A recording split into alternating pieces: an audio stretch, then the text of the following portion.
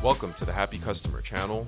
On this week's episode, we sit down with Austin Kreinz, the CEO and founder of Atomix Logistics, a third-party logistics provider. Let's dive in. This episode is brought to you by Buena Vista Creative, Miami's premier digital marketing agency. Visit buenavistacreative.com for more info on how Buena Vista can help your business increase revenue and create the brand and digital presence it deserves. Video and podcast production, web and app development, search engine and social media marketing, logo creation, outdoor, print, swag, and more. Visit buenavistacreative.com to learn more. Welcome again today to the Happy Customer channel. Joining us is Austin Kreinz. He focuses on 3PL fulfillment he's a tech operator using customer need and innovation to move things to the next level. So would you like to say hello to us, Austin? Tell us a little bit about what you're doing. Yeah, perfect. And thanks again for having me on. Really looking forward to our discussion today. So I'm the founder and CEO of Atomix Logistics. I started this company back in 2020. And as you mentioned, we focus on supply chain and helping e-commerce brands that are scaling to manage their supply chain. They'll use us as an outsourced partner. And I think we really try to focus on both the customer experience and technology and weaving those two facets of our business together and really try to be a forward-thinking, innovative partner. And yeah. And I guess this is something that not everybody uses. Your end consumer is more of would it be a mid-size, large size, or small business? Who do you approach? Yeah, so we focus on brands roughly between annual revenue of $1 million up to $30 to $40 million. And to win them over is the main focus price, or what do you think is the main driver? Yeah, our space is really interesting because brands will have different needs. And I think for us, like our essence of why we exist is finding the pain points for those clients specifically and how we adapt our model around what they're looking for. So there's been scenarios of specific functions of whether it's returns that is maybe not a great experience of how they're handling it today, that we'll walk them through our processes, and if they need a custom process or an SOP that is directly made for them as a brand. But when we think of our core, it's really my background and our COO's background is from the e-commerce space. So approaching our brands and our partnerships, similarly to how direct consumer brands focus on the value of their end customers, of like that lifetime value, we try to really apply that into the B2B and SaaS space, which we don't think is always done at the same level. And so that goes to like the little things of how we communicate, how quickly we respond. And that's like on one hand, and the second is on the software side. So really it's a balance of those two sides that I think when I evaluated the market, I simplified it. It's kind of barbell shaped. So on one hand, we have these startups that have raised hundreds of millions of dollars that do some great things on the tech side, but tend to lack that partnership, that relationship, that flexibility that the other side of the market tends to have, which are those your mom and pop 3PLs, but they tend to lack the technology side. And that's where my family has operated like the past 25 years in the last mile space. And again, their tech stack, I always joke with them. I'm like, this isn't modern. This is not aligned with us. But they've worked with companies for 10, 20 years, and that fundamentally comes down to that partnership, that value there. And so we really wanted to bring those two sides together and scale a model that focuses on those two and bringing them like a balance. And yeah. You mentioned flexibility. So what is one thing that would create the flexibility for a mom and pop shop, or a shop that may not be so focused on the technology front? Yeah, so there's an example of a biotech company that raised $40 million that did a quote process at 40, 50 other 3PLs, and they couldn't find one that that was able to support them. And Wow. we were able to develop processes for them. So one of their needs was sending us heat sealing machines, so very specific equipment that they needed for it. The second was it's a DNA testing for dogs. So in order to have the accuracy of when they swab it and then send it back to us, and then we accurately send it into the lab, we had to create this custom like barcode scanning mechanism. So it's little things like that of when it's ever like unique, we like Wow. customizing those processes to them. And that's interesting when we think about scaling of how do we scale that flexibility.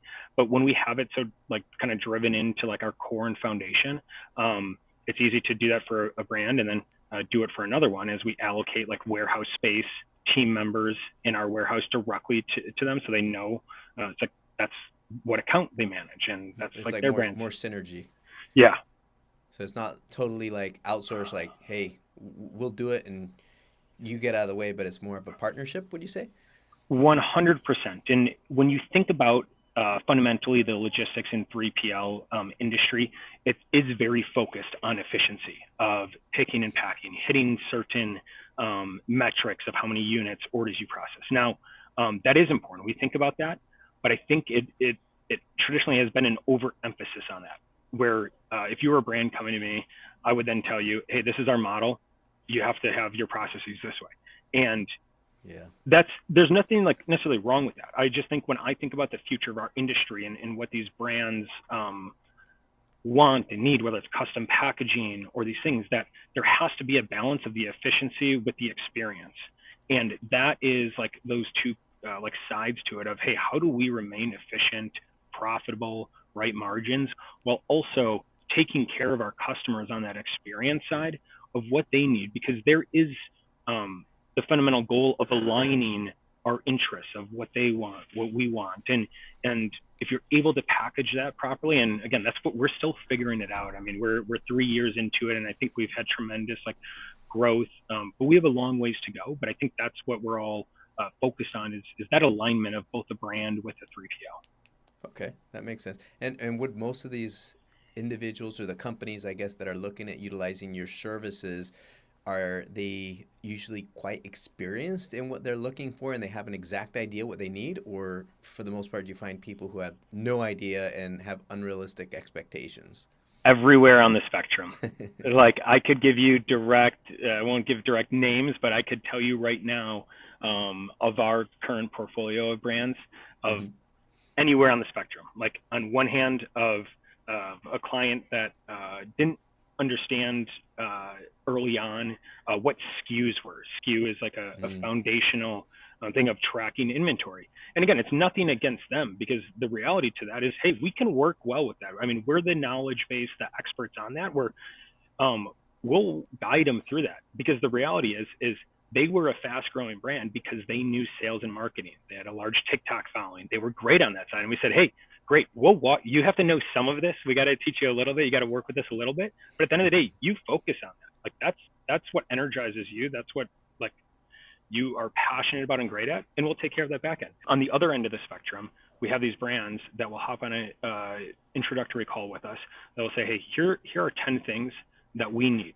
Can you do that? We understand that they really know what they're looking for, and they have clear expectations of what they like, what they don't like. And it's also great on our end because we can say, hey, that aligns with us, or actually, hey, we can't do this, or maybe we're not the right partner for that. So we really like being very transparent with our brands of, hey, what are our capabilities? What are they not? What are we great at? What are you going to get out of this? Yeah. So, I mean, I'm sure you've seen some crazy stuff or interesting stories or something that's funny. Is there any secrets that you can, maybe without dropping names, or something, a story that hasn't been commonly heard that you can share with us?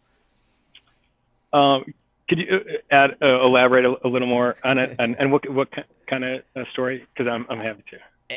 Anything, because I know usually when you work in a certain space, you did mention the SKUs as one where someone, I completely agree with outsourcing. That's a nice thing about the relationship with an outsourcing company. You focus on your core expertise and your core knowledge, and then you let the outsourcer focus on theirs, whether it's call centers, whether it's certain production steps of the production line or doing logistics, which I think is phenomenal that you've been able to explain that and help others understand it and grow in your space doing it. And when you get more comfortable and you deal with more clients, sometimes things happen or you see certain things. I can't even think of an example one, but or an example for logistics, but what's something you've heard or you've seen, whether in your company or another one, that you found was interesting or funny that people not in the space might enjoy? Oh, it's a good question. I like to keep things positive. I had some negative things because it's interesting in our supply chain space. Someone was talking to me the other day about how it's um, not necessarily an underappreciated, but partly like unrewarding, like in a way. And it was interesting for me to hear that because I don't know, I kind of fundamentally look at it a bit different. I think what we focus on is our culture and what we do here, and whether it's every Friday that we have lunch together with our team. I think we try to create an atmosphere around anything that we do to be enjoyable.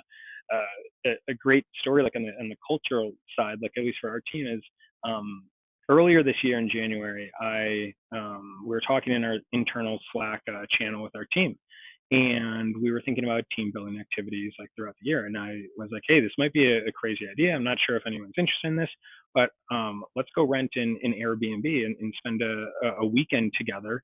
And yeah, spend a weekend together, do some like meetings, like keep it productive, but also just enjoy like each other's presence and Okay. have some beers and do that. And people jumped on it. And I don't know, it was maybe a little surprising. I don't know what everyone's like level of comfort is, but I think it was awesome that we did that back on February 25th. And it was awesome to see, to be able to have our team in other environments and to really like, I don't know, create a family-like culture in a way that, hey, we know that we got each other's back. So I'm not sure if that was exactly where you're going with that. I'll think of some other examples, but Okay. Yeah, yeah. no problem. Yeah, and I think that's critical. Kind of what you're mentioning is the roots. You spend so much time with people who you work with that lots of times you could almost you should almost consider them family, and you have a lot more fun with family when you do activities and you enjoy time, not just working all the time. So that's awesome that you guys focus on what's important to the team as a whole.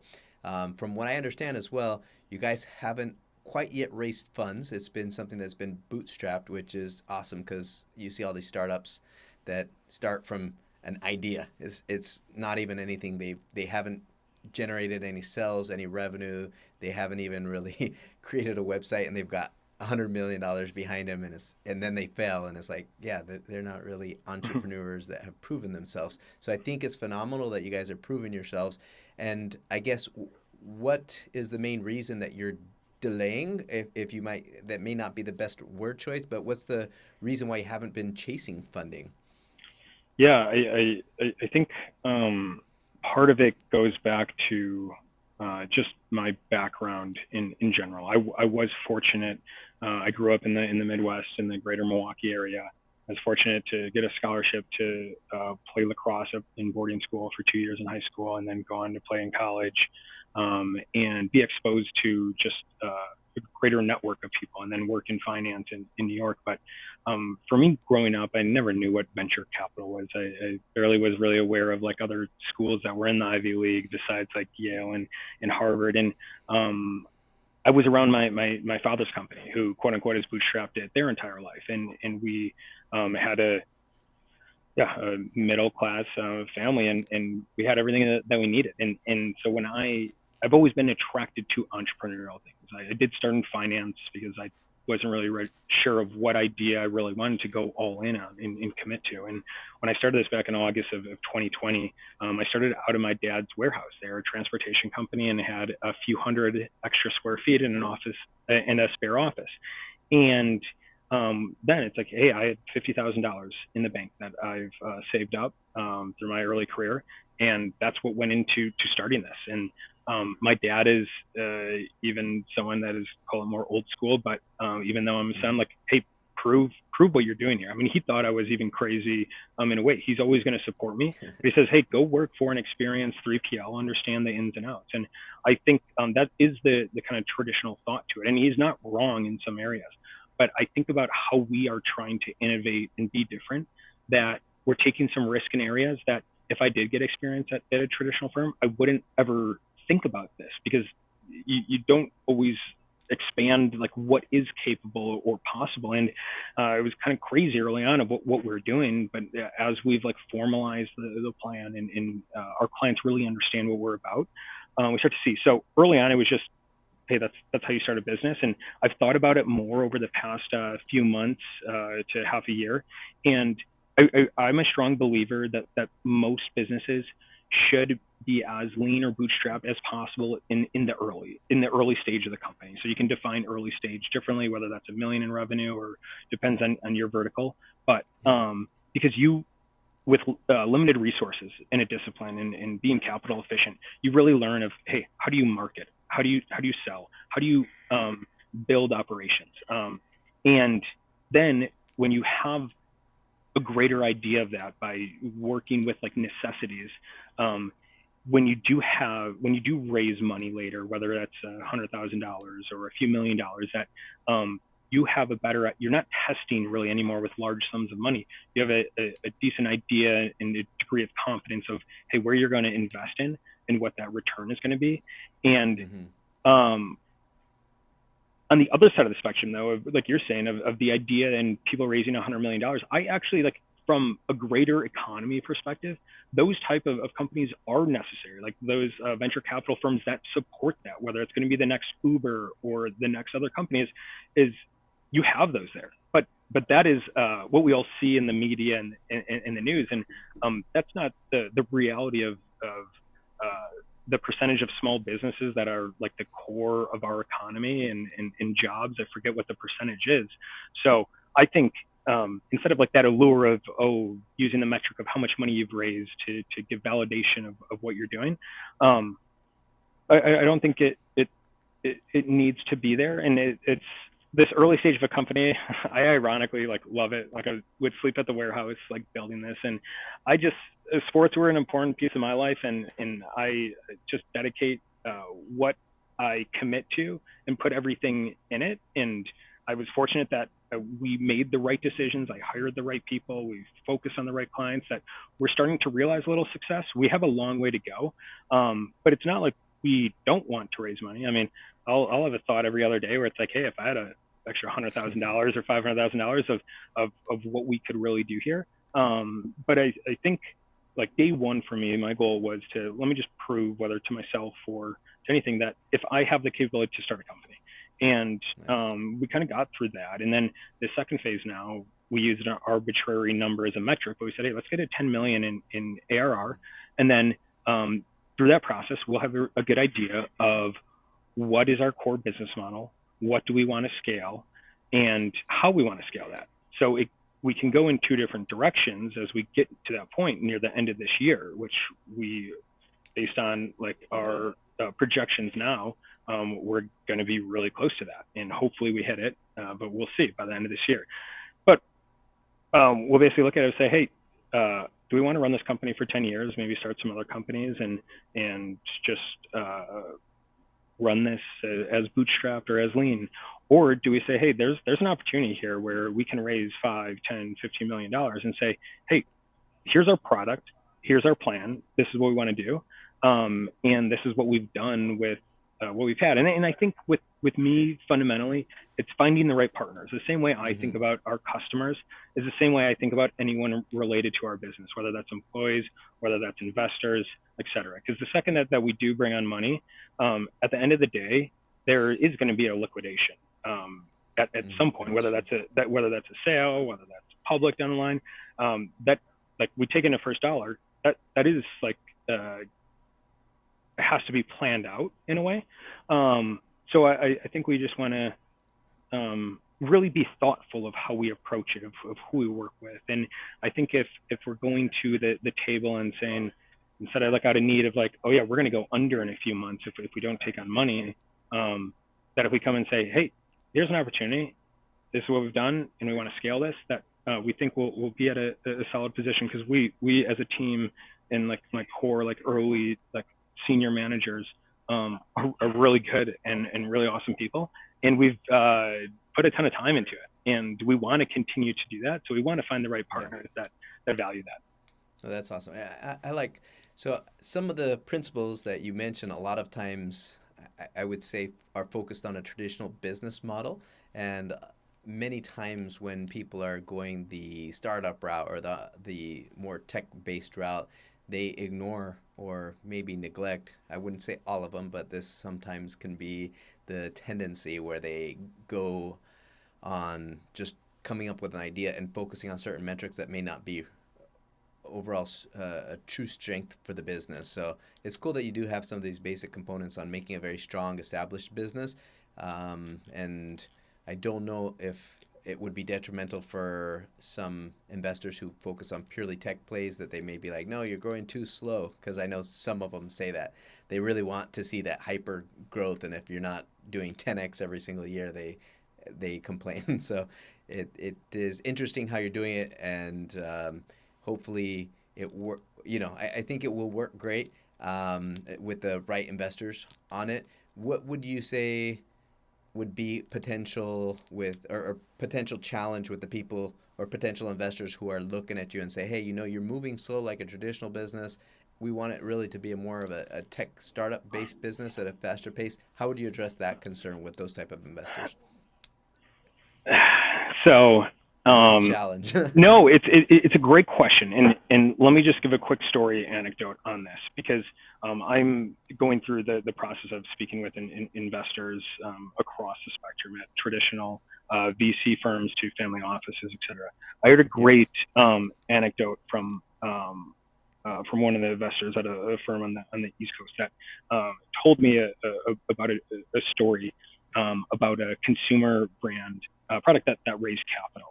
And if, for example, there was a scenario that something went down at the manufacturing plant that was realized because the brand was sending bad product, or that there was something like a little wrong with that, if you're on that kind of founder mentality of like what I would do in that situation is you're stopping what you're doing, stopping shipments, and you're flying out to China or wherever your manufacturer is to get that right, to fix that, because at your core, that's not who you are. What you do is to deliver a product that is not like at the quality that it is and sell it is. But there's investors that are like, what? We have to show 10-20% month over month growth. Like that's fine. We're not shutting off the manufacturer. You can fly out there and try to figure it out, but everything else is going to keep going up. And I think about that, and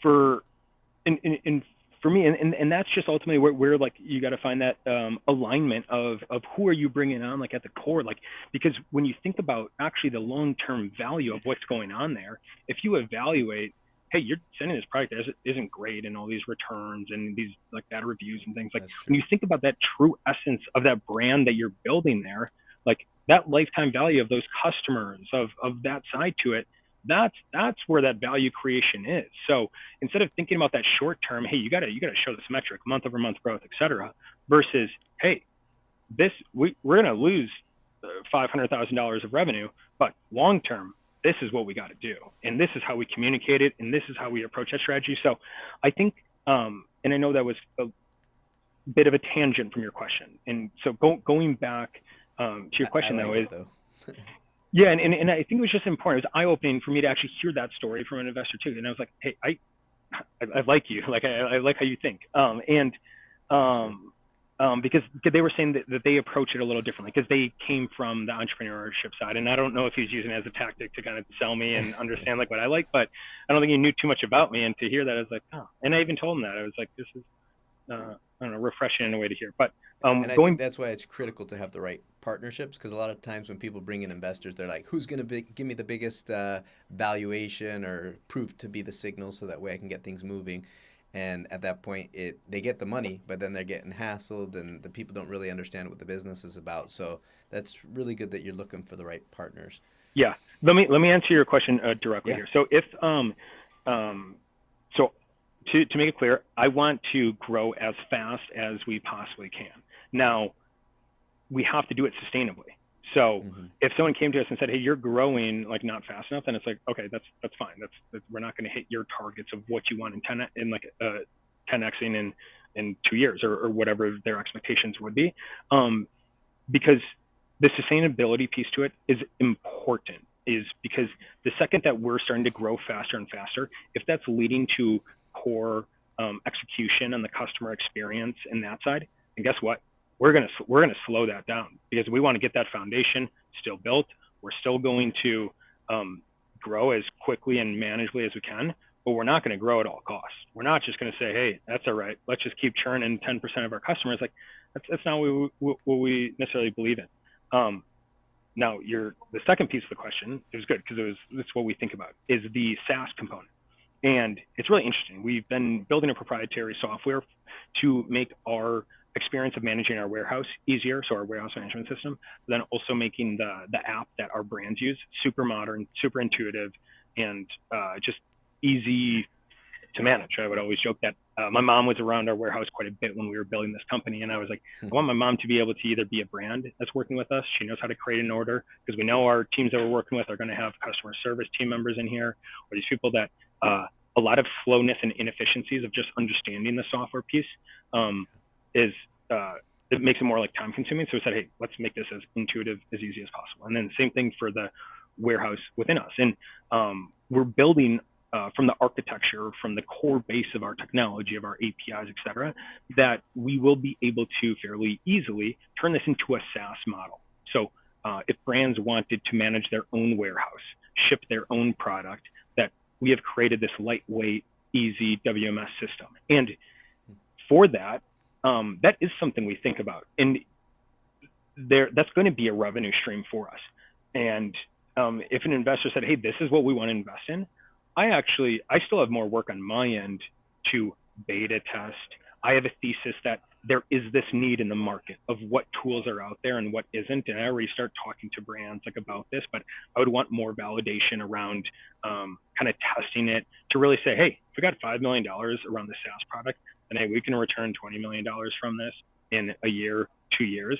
But again, when I try to make educated decisions and kind of quote unquote go all in and raise money around that, I need to validate that thesis basically more to really ensure that I'm right there. Because ultimately, when you come to our business, it's like it's just culturally how we think. Like, I don't care whose idea it is for a new product, a new feature, a new process in our warehouse. It's like, if it's right, that's great. Like, it's not like, hey, I had this grand idea a few years ago and it's my ego that's on the table and it has to be my way. It's like, no, like, let's talk through the reasons. Like, what are the reason-based facts behind making decisions and ideas, and how do we be formidable to a market, to our clients, to investors that ultimately aligns? Because hey, we want to be successful, we want to make money, we want to hit these targets. Let's give the market what it wants, whether that's already, and I think that's where it goes back to like the early stage of bootstrapping a company with a lean amount of resources is you figure out, especially if you have a product that isn't like, if you're kind of band-aid hacking it together on the back end, that if people are buying it, hey, that's validation that there's a lot of need out there for what you're building towards. And so if you are able to, hey, generate revenue, continue to grow, and they want that, then that's just more validation that, hey, when you improve this, when you continue to make more money or even raise money, that they're really going to want it. And because it's just going to be that much better. And so if you have validation around that, then I think, yeah, I'm very biased as well, and not necessarily saying I'm right. So. Yeah, and I'm sure there's counter and things. It's also like, I've never been in like the investor or venture like capital, like deep into the community where it's like, hey, I can go raise a few $1 million like that easily. So That's also probably part of like why like we didn't early. Like I just wasn't really exposed You're to busy working, right? And that's what happens a lot of times. Like, there's a lot of these businesses that have great concepts, great structure, great leadership. I did read that you have Patrick Day on your team as well, so you've got some good people working with you. And a lot of times when you're so busy working, a lot of times you're not looking for money or other things because you're just focusing on getting the business to grow, or you're coming up with new technologies, new innovations that help you move to the next level. I do like how you were mentioning about the tool. Did you say WPS? WMS, so it stands for WMS. Warehouse Management System. There we go. WMS, so the WMS Warehouse Management System. Um, with that, I know sometimes when technologies are created, it will either, if you try to serve a large market or try to accommodate everybody, it takes so long to come up with the right platform because it has to look at so many variables. Or if you want to launch quickly and have a platform that works effectively, then you got to narrow down many times to a certain type of clientele or market segment. Is that some things that you're encountering while working on your WMS, or can you tell us some learnings that you've gone through? 100%. With our industry here, there is a fundamental difference of what the needs are from a brand perspective, from brand launching to call it between 5, 10, I'd probably argue up to 20 or $30 million. There's variations, but needs between that, call it SMB market versus mid-market and enterprise in terms of the capabilities, the features that you need in order to effectively manage the logistics function of your business. And that is why I come in and say the lightweight warehouse management piece to it, so that you have the fundamental pieces of managing SKUs, inventory, turnover, purchase orders, all of these pieces where what tends to happen, even when I started this company, I didn't bring our CTO on. I have a kind of funny story on how I didn't have an early tech founder like day one. I did get one early, but not day one. So I was like, hey, I'm starting this business. I have to license the software. And there was about 40 to 50% of the features and the things in that we didn't need, because that was traditionally done in our industry where you're licensed 3PL software, and they create it for every type of 3PL. We only needed specific things of it. And so it was frustrating when we're training new team members within our warehouse. Well, hey, we don't have to use this, you don't use that, ignore it. It's like, it leads to inefficiencies while training our team. And then when our brands are being onboarded, it's like, well, it's a kind of a convoluted way of, yeah, don't worry about that because you don't have to use that in this. And so we said, hey, let's just create what our brands need today. So if there's a brand that was doing, and there's nuances to it, because if you're a one SKU, meaning you have like a one product and all your distribution is direct to consumer. I guess even if you had some B2B, and you had $100 million in revenue. Well, hey, maybe you don't need all of the complexities of an ERP system, but typically an ERP is like the more enterprise level of like the inventory and warehouse management like industry. So I guess you probably would have to evaluate like if a lightweight in our sense made sense. But that's where I'd say of like, hey, the needs of these brands at that larger scale where things get more complex with their different types of SKUs, their different channels, their B2B, EDI distribution that they require. But it's different than the smaller side. And that's where we really focus on, because you don't need all these bells and whistles. At the end of the day, the teams that we partner with are these 2 to 10, 15, 30 person teams that are generating millions of dollars, that are outsourcing pieces, that are being very creative with how they get a lot done with a small team. And they don't have someone dedicated necessarily to supply chain, at least in the earlier stage. So they want to be in the software, whether it's a founder or co-founder. Hey, what orders are on hold? All right, we got to fix this address. We have to do this, and now we're out of it. Instead of, all right, I'm spending 10 hours in this software because it's too complex. I can't understand it. It's not intuitive.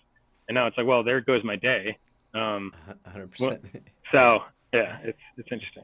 There's been so many software that I'm like, yeah, I really need this software, and then I sign up, and like many hours later, I haven't even gotten it going, and I'm like, man, was it really worth it? It takes more time to figure it out. So that's smart that you've figure that out. And I think it's interesting because, so I guess just for a lot of the listeners that maybe haven't really looked into logistics or the overall process of it or 3PL, do you mind diving a little bit into explaining, like if you were to explain that to a 5-year-old, what it is and how it functions? Yeah. So once your product is produced from a manufacturer, you will have it shipped either to your house or to a 3PL, a third-party logistics fulfillment partner. So that's what we are. Because fundamentally, there's two ways to ship your product to end customers: is either to do it yourself out of your house or your own warehouse, or to use a partner. And I guess there is a third, it's drop shipping, that is sent from the manufacturer directly to customers, but that's a topic for a different time. So you get the product, and then once you receive it, that's then when inventory management kicks in. So actually managing where you keep your inventory, whether it is in your house, in your basement, or in a warehouse. Like for us, we have barcodes on every item within our warehouse. All of our locations are barcoded. And that's important as we're managing thousands, tens of thousands of SKUs, is because now, whether it's a 3PL or a brand, you get orders from your website. So you'll have your Shopify website, that's a store you own, or you might be on Amazon. But that store, that customer, as you place an order on their store, that gets sent to the back end of Shopify. Now, if you're doing it yourself, then you'll receive that order. It'll say, hey, you have to pick this item, and then you decide how you want to pack it if you're doing it yourself. And so you buy some boxes from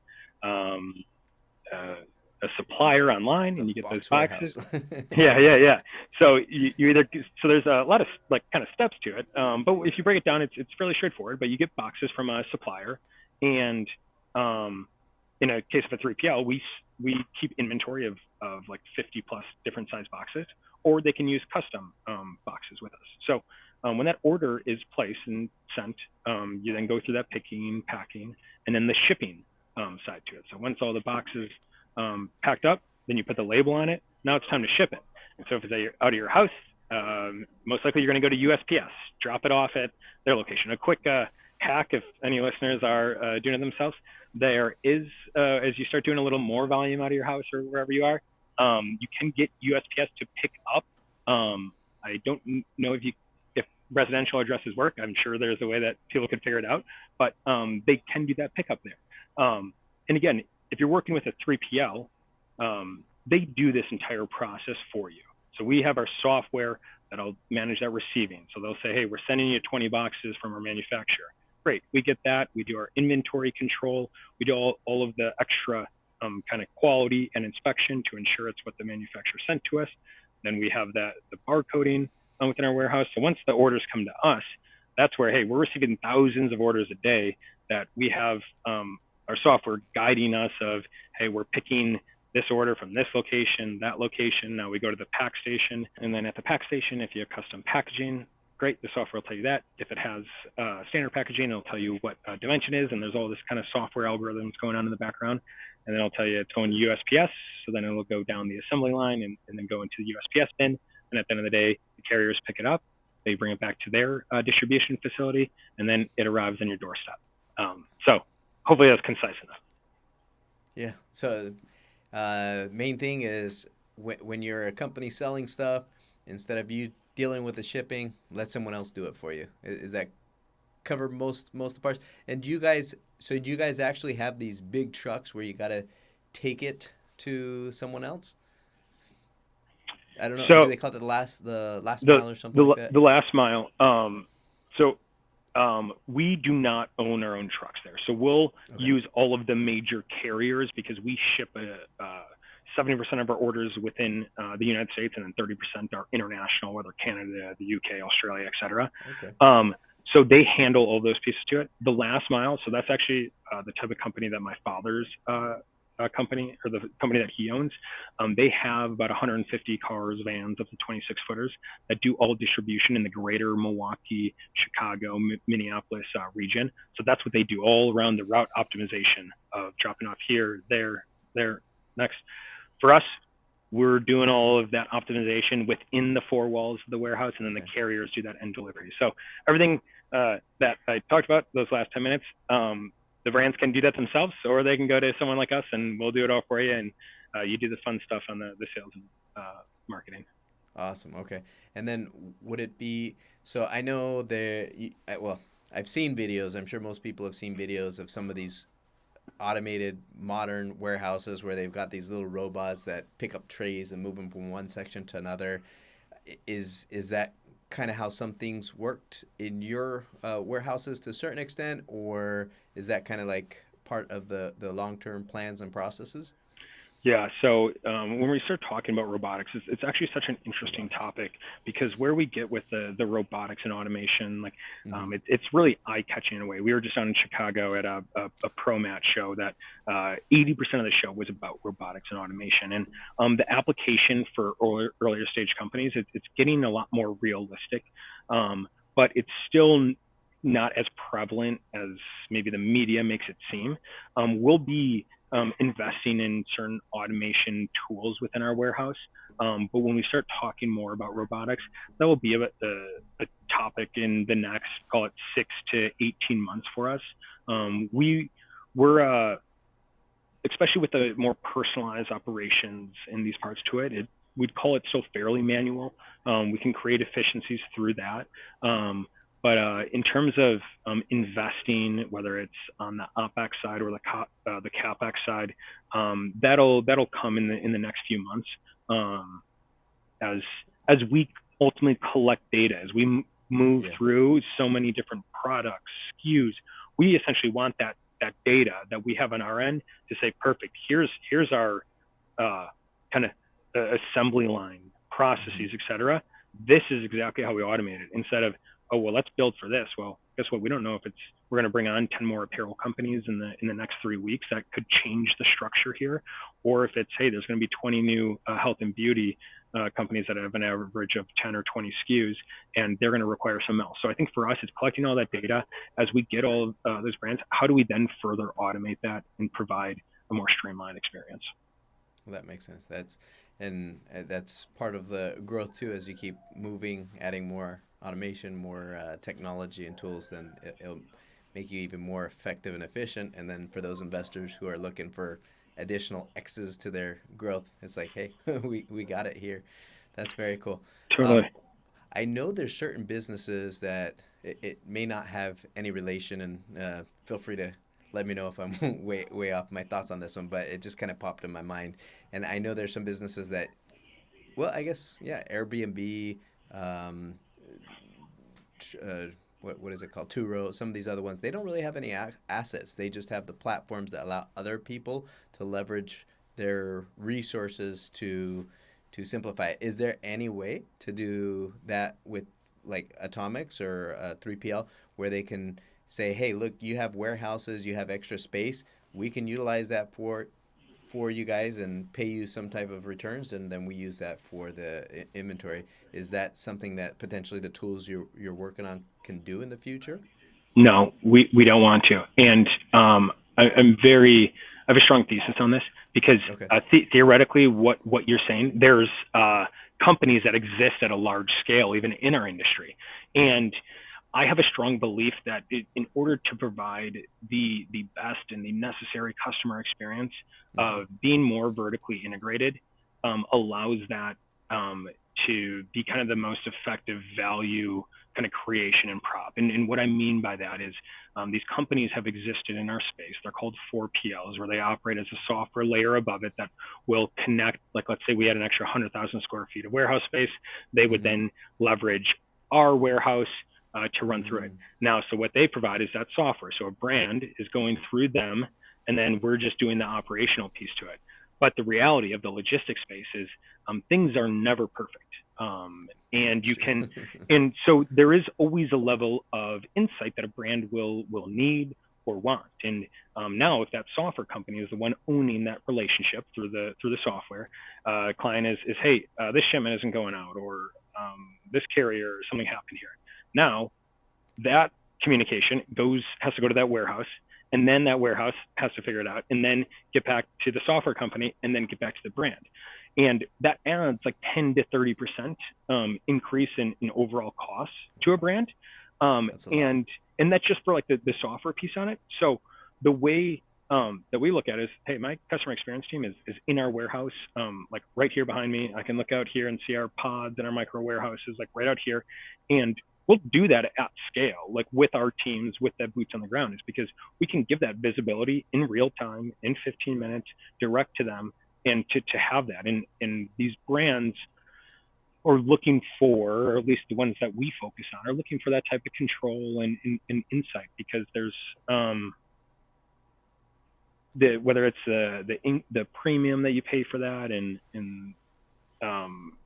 yeah, it's interesting, and because it's not like, it's theoretically like possible in our space, but when you really come down to the nuts and bolts of like, it's called like bits and atoms. Like bits are like the software kind of bits that are used like in SaaS companies, for example, and then the atoms are the physical packages and things we're moving. It's like when you're dealing with both of them and scaling this piece, we believe for that value chain is to provide both, where we're always going to own and operate our warehouses to provide that best experience. Now, from a scale perspective, 100% we could scale way quicker if we said, hey, let's go to that 4PL software side to it. But for me, I mean, whether it's coming from the e-commerce background or just our strong opinions, we think that the own and operating and continue to scaling that way is the best kind of value creation strategy in our space. Awesome. Well, that's good. And I think it's critical for people to know what they're good at, what they like, and what the focus is. So let's say we've had viewers who've been watching today, and they're like, man, Austin and Atom Logistics has Atomix Logistics has exactly what we need. We've been looking for someone like this. How would they get a hold of you guys? Yeah, shoot me an email, austin@atomixlogistics.com.